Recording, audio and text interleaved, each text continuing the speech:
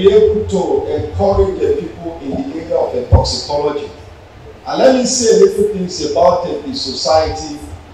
It is called the Forum of Nigerian Toxicologists, and this society ought to have been in place several years ago on account of a number of the toxicological issues in Nigeria, and some of the elders in toxicology who are here as some advisors who also realize and appreciate that we had something that is more or less a toxicology society, but of a West African scope. But we just felt that Nigeria should have a society. And I would like to say that more or less this is about the first national body of the toxicology that we can say that is active, that I can call the convocation of the toxicologists in Nigeria. The theme of this conference, tackling toxicological issues in the 21st century, is in line with the vision and mission of the university in the area of advancement of societal-based inquiries for the benefit of humankind. It is deeply impressive that the standard of the conference remains very high, and it continues to expose toxicologists and paramedical scientists to a conference of international standards. This is indeed commendable, as this may serve as the first exposure for many young faculty and researchers to an international conference. I remember FONTOX once started prior to COVID-19 pandemic, and immediately after FONTOX 1, globally there was a total lockdown. And today we have FONTOX 2. Many things went with COVID-19 pandemic, but FONTOX 2 today is alive. Let's put our hands together for FONTOX 2. Professor Ambali is a professor of environmental toxicology at the University of Ilorin, Nigeria. He holds a DVM and an MSc and a PhD degree in veterinary toxicology from Ahmadu Bello University, Zaria. He has more than 27 years of university teaching and research experience. He has published more than 130 articles. We found out that Nigeria becomes vulnerable. So what it means is that as toxicologists, we have to think outside of the box, because these data that are getting to us from abroad may not reflect our own reality. So we have to, when we import chemicals into our environment, we know that whatever is given to us, we must do our own, because we have peculiarity. We are peculiar in our socio-cultural, socio-economic status, and this has to be reflected. So the issue of mixture toxicology, we know that what is happening within our environment is that we are subjected to arrays of chemicals, inhaling, getting through to our skin, ingesting through our food. But when we want to do toxicological studies, we just use one single chemical to do it, or pre-plant arrays of chemicals. That is not what it is in reality. And so that means a lot of factors we have to be taken into consideration because of this single line exposure that we are doing. And so it's an issue that has to do with risk assessment that as toxicologists we need to solve. Then there are so many regulatory issues in toxicology. We know that toxicology, we do risk assessments so that we can regulate whatever we use. We can regulate our exposure. It is my pleasure that I welcome you to the University of Ibadan, the first and the best. for the second biennial conference organized by the Forum of Nigerian Toxicologists. I'm particularly happy that FONTOX has decided to make this program a biennial event since the inaugural meeting in 2020, shortly before the COVID-19 episode. I'm also pleased to know that many of you are from other universities and research institutes in the country. This is a mark of your confidence in also host the conference. The importance of a program such as this conference cannot be overemphasized. It is a good source of updates for senior academicians and useful learning process for the younger faculty members. I'm very delighted. As a matter of fact, the provost has asked me to express delight about the fact that this society is in existence, and the fact that it is also able to come up with this conference, which is 2.0. Despite the teaching challenges that are very, very obvious for a very new society that has been created. We know that this might be a bit rough at the beginning, but the provost has said that I encourage the leadership of the society to keep up the spirit and ensure that they continue with what they know how to do best. And I want to also congratulate you for having this second conference. I know that it's not easy to organize a conference, but by effort and by the grace of God, you have been able to put this together. And I just want to encourage everyone that is here that we should make full use of this opportunity to interact with one another, to exchange scientific ideas, and probably come up with policies that can lead to the development of our nation. Professor Ambali, thank you very much for that wonderful speech. To the participants, tackling toxicological issues actually is a problem for all of us. I consider it special honor to be invited to witness this opening ceremony. No doubt, this is a price to pay for occupying the leadership of the faculty of the university. Therefore, I sincerely wish to appreciate the entire membership of FONTOX and the executive committee ably led by the national president, a distinguished, erudite, and accomplished scientist, leader, mentor, and trailblazer of our own Professor Irufarumbi, for his privilege to be here. The Holy Scriptures say, "No man taketh this honor unto himself." I thank you for this honor. I congratulate the executive committee members and the local organizing committee and all who have expended time, energy, and resources to put together and play host to this important conference. I welcome all delegates, members of FONTOX, and other dignitaries from within and outside Nigeria to this meeting. But I said that addresses a important issue. Just like the keynote speaker mentioned, it's a kind of providing security against hazard education. But I want to bring something forward that I think is useful for putting this agenda forward. Earlier, highlighted the speaker.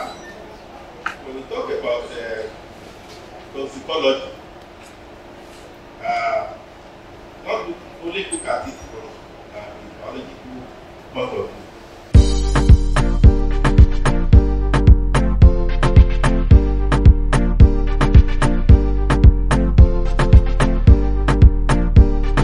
Thank you to everyone, and I want to believe that we have all learned very important things from this interaction, especially from the keynote address. The keynote address brings to the fore the precarious balance between morality and science. Because we have a precarious balance. And that's one of the reasons why we find it difficult to implement some of the recommendations that come from scientific research. Because when we talk about toxicology, and we say everything is poisonous, when in excess, and there we're talking about industrial development, economic gains, countries making money to sustain the country.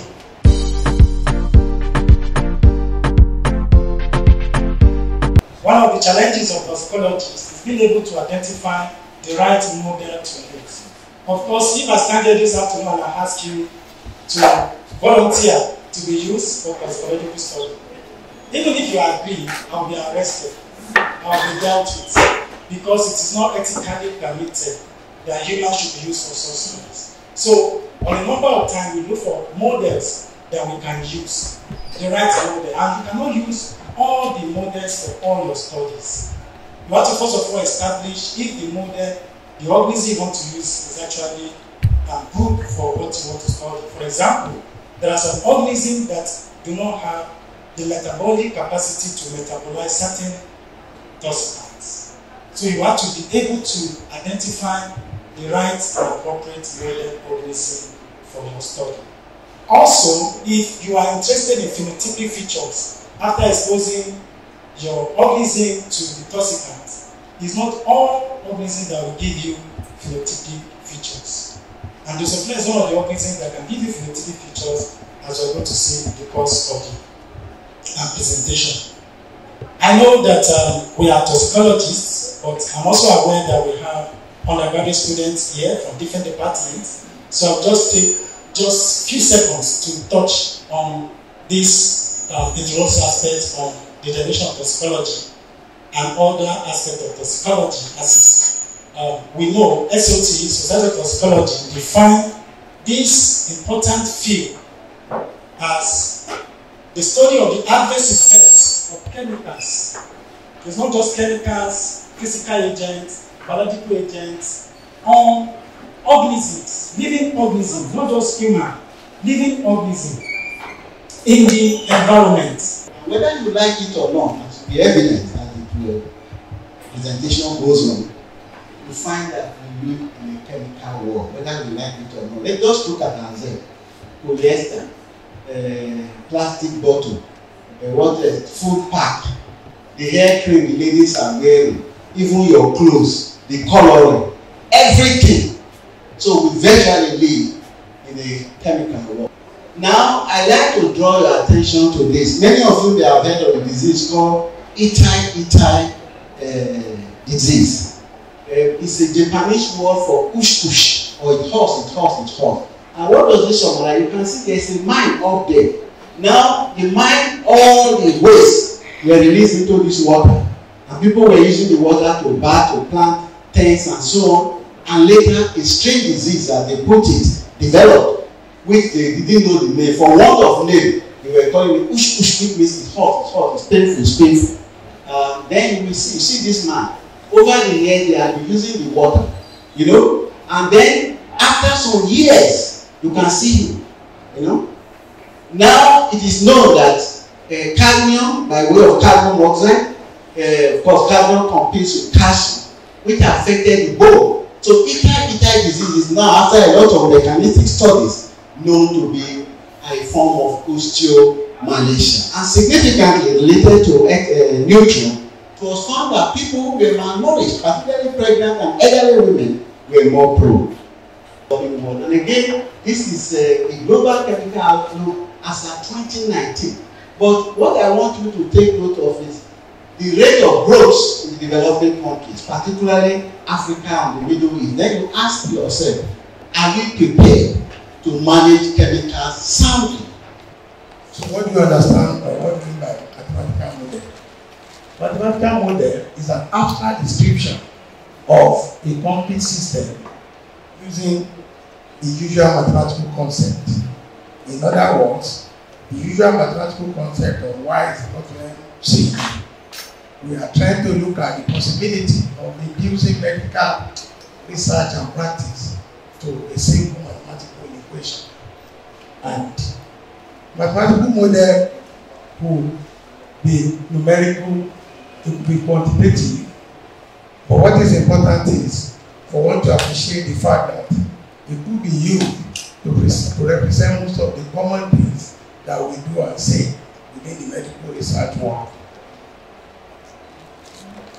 Again, mathematical model describes a system by a set of variables or equations. It could be by graph, it could be by anything. But what is important is what I've just said. It could be numerical, it could be quantitative. They are useful in epidemiological research, in planning, evaluation and control of programs, in clinical trials, and in diagnosis of patients towards maximizing the effectiveness of operations in the management of patient diseases. And for this particular presentation, the focus will be on the application of mathematical model as a diagnostic tool in predicting lead nephropathy. Toxicology. Fortunately, these have been severally defined and discussed. However, for brevity, it is the study of poisons or comprehensive identification and quantification of adverse outcomes associated with exposure to physical agents, chemical substances, and other conditions. Council of Nigeria, member of the Institute of Medical Sciences, United Kingdom, a member of Society of Toxicology, a member of Society of Environmental Toxicology and Chemistry, and a foundation fellow of the West African Postgraduate College of Medical Laboratory Science. Dr. Motoshaw is a reader in chemical pathology and the current head of the Biomedical Laboratory Science Department of the University of Ibadan. He is an examiner to the Medical Laboratory Science Council, Al-Hikman University, and many other universities. He is also a member of IFCC Committee on Analytical Quality. He is a member of Governing Council of Federal Medical Center, Makodi, and Oyo State NAFDAC Committee on Fake, Counterfeit, and on also drugs and food to the Ibadan Muslim Hospital. Please welcome with me Dr. Motoshaw as he talks to us using mathematical models to predict lead neuropathy. Thank you very much.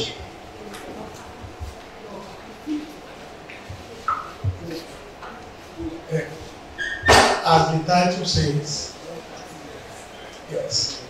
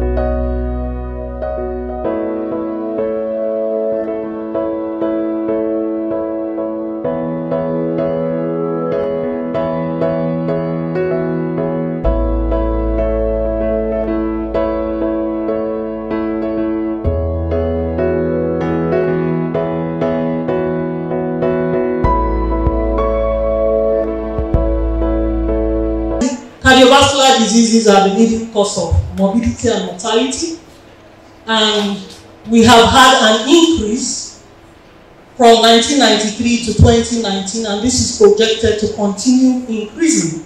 And in sub-Saharan Africa, we have 86% of cardiovascular disease-related deaths occurring out of hospital. People just collapse, and that's it, without knowing that they had this all along. Epidemiological studies have emphasized the role of traditional risk factors. Don't smoke, watch your diet. But environmental exposures, over which the individual has little control, also plays an important role, and it is not really emphasized as a risk factor.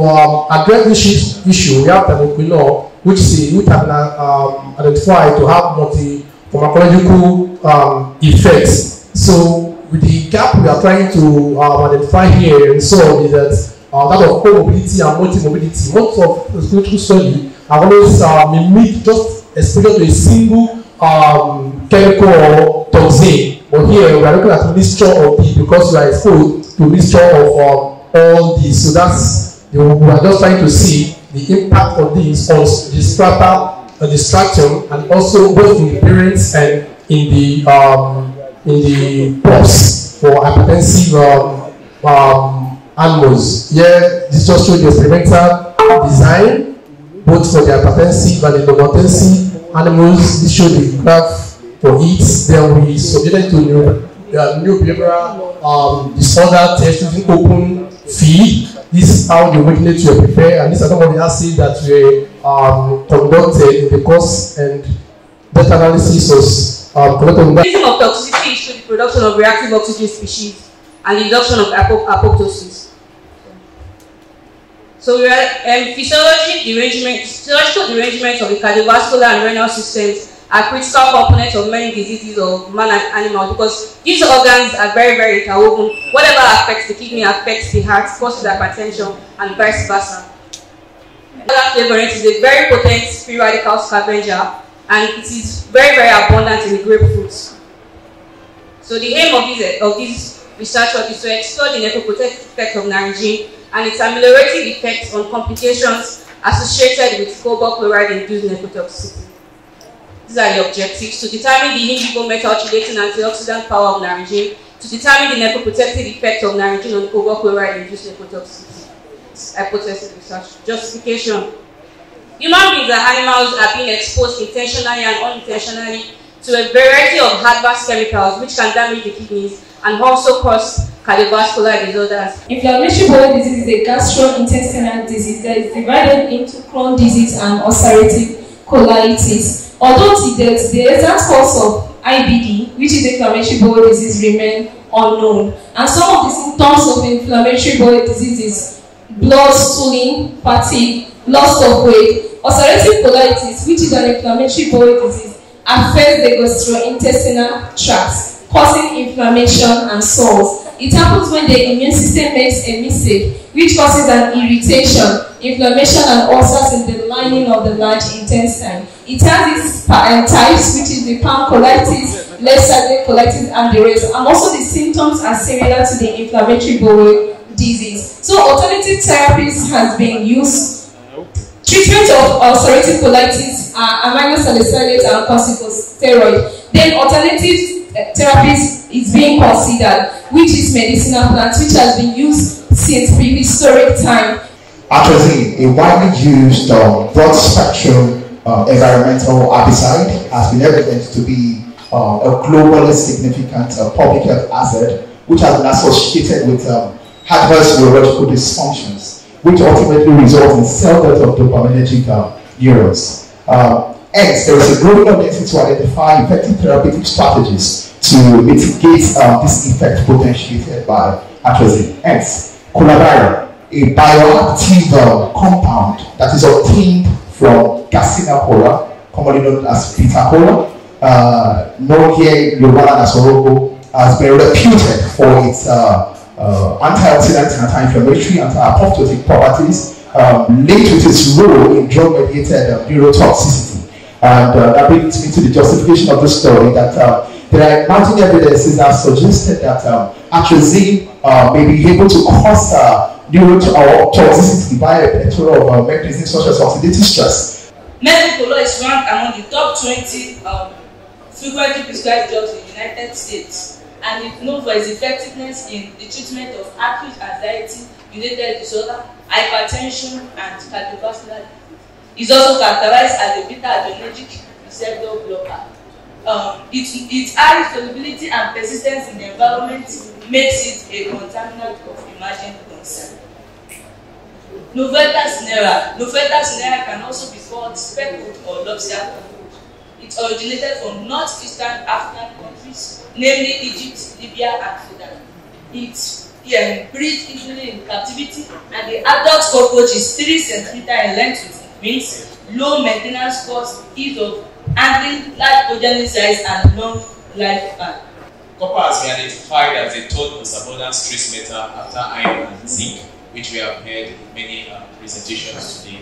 And indeed, copper has been implicated in the development and functioning of the central nervous system, in biosynthesis of hormones, in some physiological and biochemical processes. And the instances of copper is of great importance to health, and its imbalance has been implicated in pathogenesis of different disorders. Deficiency of copper has been reported in familial hypertrophic lateral sclerosis, autistic disease, and different motor dysfunction.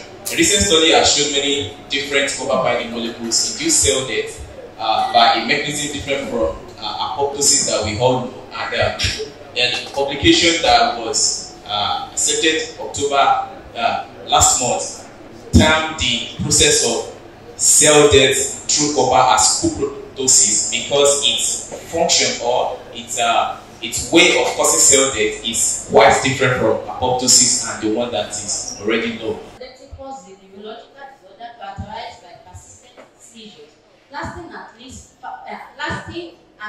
5 minutes, and if untreated, it can lead to death and high mortality.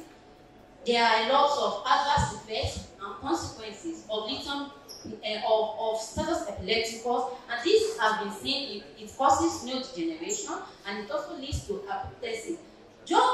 Chemo substances have been used to induce status epilepticus. Some of it is lithium pilocarpine, which I will use in inducing status epilepticus for this study.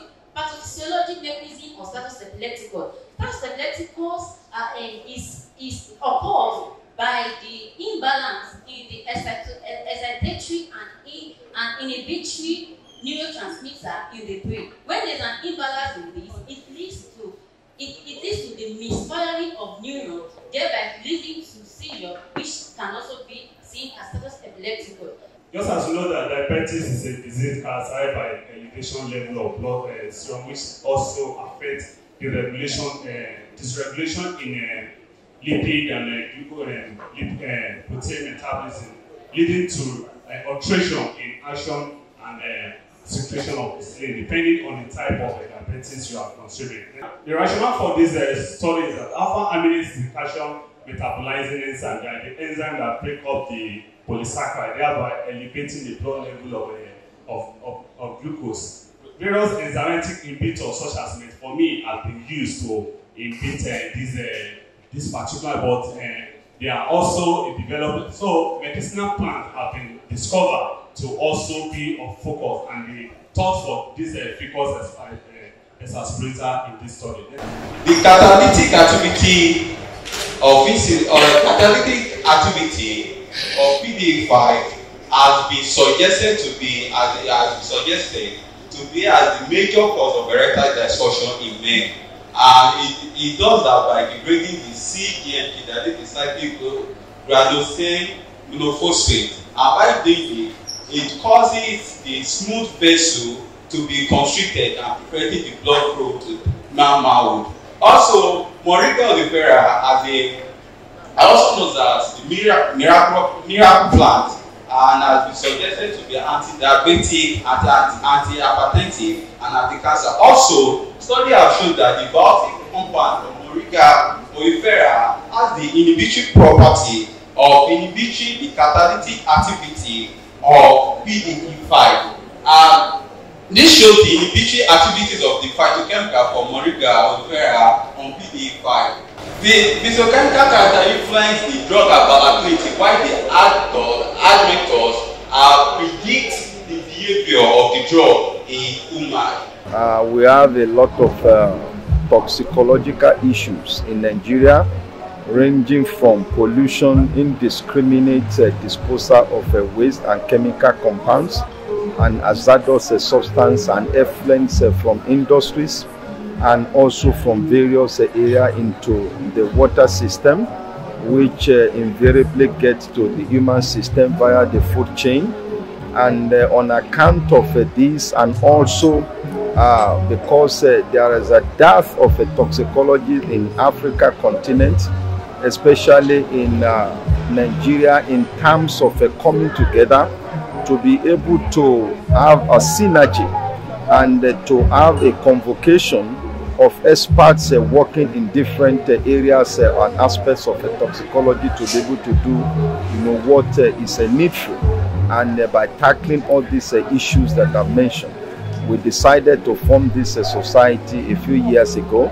And at this particular time, we decided to give this team tackling toxicological issues in Nigeria, especially in the 21st century. And as you can see, the keynote speaker, aptly addressed that particular team. And we hope that subsequently other speakers will also take a cue from that and do justice to the team and other aspects of the sub-teams. You listen to the lecture. I talked about green chemistry, where these goods, these things that we produce, will become less hazardous. And so as toxicologists, we have something to do with that. And we talk about waste management, circular economy. We need to promote that. But the government, and most especially the regulatory agencies, they need to do a lot. If you look at the state of affairs in terms of risk assessment in this country, it's nothing to write home about presently. So we need, as toxicologists, risk assessment experts, we need to develop manpower capacity in order to be able to address some of these challenges. We have regulatory agencies, we have NAFDAC, we have Nigeria. We need to close rank. We need the support of the National Assembly in order to address some of these challenges. There is no doubt, not only plastic, we have nanomaterials, we have a lot of chemicals seeping into our water, which we take, and nobody bothers. All these have some deleterious effect on the environment and on human and animal health. And so all hands must be on deck. The government has to play a very significant role in this, especially in relation to capacity building, so that our scientists can look into our surroundings and be able to tailor our research to the needs, specific needs of our environment. We recall that in my yesterday's presentation, I did mention that even though it's poorly recognized, pollution is now considered the #1 killer. From different sources, from smoking, from the cars that their exhaust has problems, from pollution from generators and all that.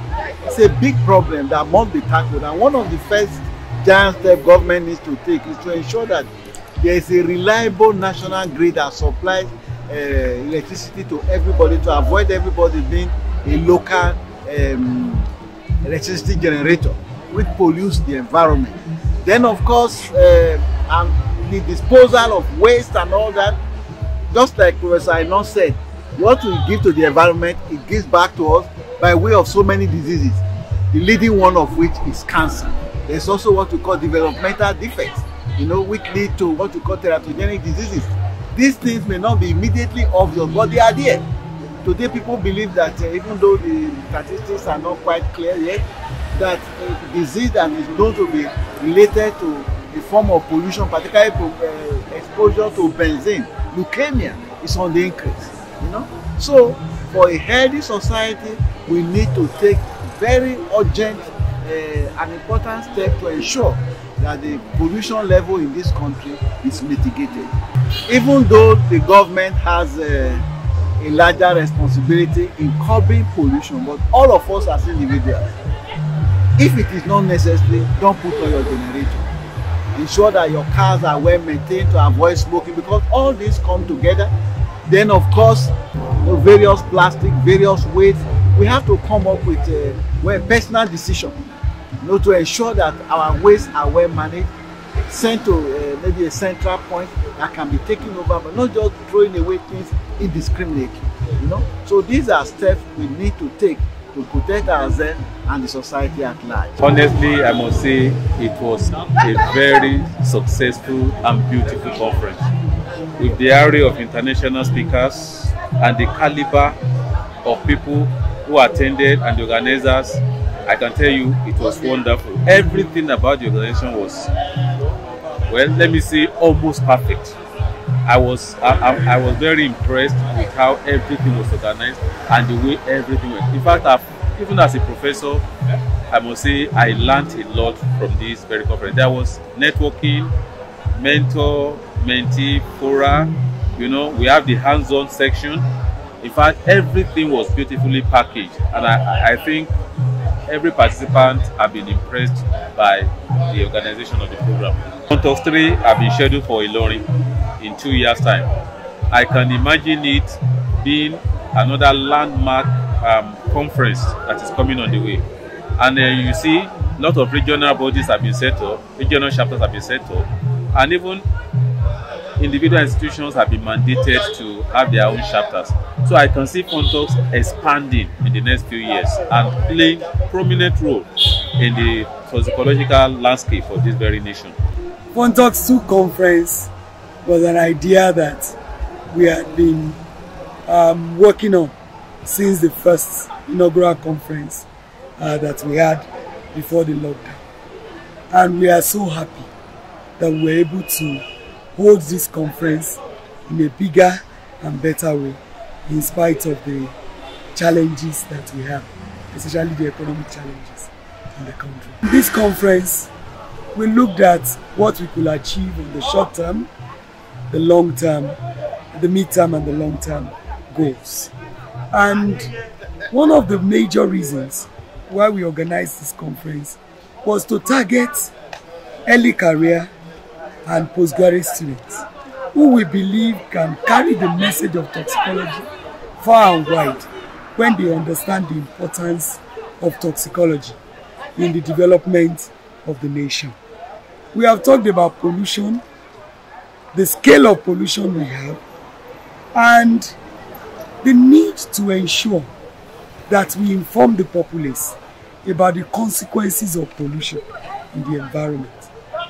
We have educated our very brilliant and dynamic young ones that are upcoming on the importance of spreading the message of preventing further pollution in our environment, so that we can prevent diseases that are easily preventable, like diabetes, the advent of cancer, and the issue of infertility that arises from chemical pollution of our waterways, of the land that affects the plants that we eat, and the fish that we get from water, and the air that we breathe. We have had very, very rewarding interactions with a number of people from the academia, from the industry, and from regulatory bodies too, some representatives. And we believe that this will continue with progression into advocacy and further interactions to ensure that we practice the science of toxicology with globally acceptable platforms in Nigeria. We believe that Forum of Nigerian Toxicologists will be better and stronger from this second conference as we look forward to another conference in 2025 and interactions and building the Nigerian group of toxicologists to be better before 2025 and after. 2023 FONTOX, which is known as FONTOX 2, it was beautiful. Awesome. In fact, there is no basis of comparison to FONTOX 1. FONTOX 1 came prior to COVID-19 pandemic, global pandemic. And today we are excited because we have experienced FONTOX 2. FONTOX 2 did not go with the global COVID-19 pandemic. When we look at in terms of scientific sessions, parallel sessions, the mentor-mentee mixer, and the robust atmosphere for interaction, it was awesome. It was glorious. It's unparalleled in terms of comparison. And I can go on and on to describe the wonderful experiences we have had or we had in FONTOX 2. The message is for members to spread news. Yes. Throughout Nigeria, throughout Africa, and globally about the Nigerian Forum of Toxicologists. And one of the messages is this: let us take care of our environment. The way you treat your environment is the way your environment will treat you. Let us take care of our environment. And the regulatory bodies, including government and non-government organizations, must also be aware, of the communique that is coming out of FONTOX 2. Because our environment determines our life. Okay, so our life also depends on the way we treat our environment. So if we don't treat our environment well, okay, it will definitely have negative impact on us globally.